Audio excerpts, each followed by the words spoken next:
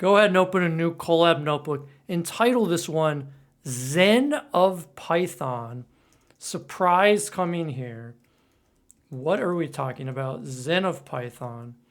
To find out, go into your coding cell and simply type in the phrase import this. Make sure you have a space between import and this. And then go ahead and press Shift Enter to see what this special line of Python code delivers. It's a bit of a surprise. You could call it something like an Easter egg. And as you can see, it delivers the Zen of Python by Tim Peters. So this is basically an interpretation of the philosophy of Python. Beautiful is better than ugly. Explicit is better than implicit. Simple is better than complex. The idea here would be that if you're writing Python code, write code, for instance, that is simple instead of complex, if you can make a choice there.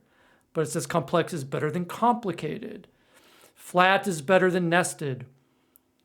Sparse is better than dense. Readability counts. Okay?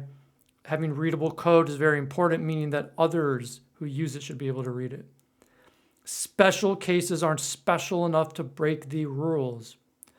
Although practicality beats purity, errors should never pass silently, unless explicitly silenced. In the face of ambiguity, refuse the temptation to guess. It's a good one. There should be one and preferably only one obvious way to do it, although that way may not be obvious at first unless you're Dutch. Founder of Python, Guido, is Dutch. Now is better than never, although never is better than right now. Never is often better than right now. If the implementation is hard to explain, it's a bad idea.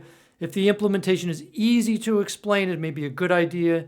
Namespaces are one honking great idea. Let's do more of those. So this is just a nice little Easter egg that sort of gives you a sense of what the people who created Python intended it to be. And you can always pull up this cool little essay by typing import this.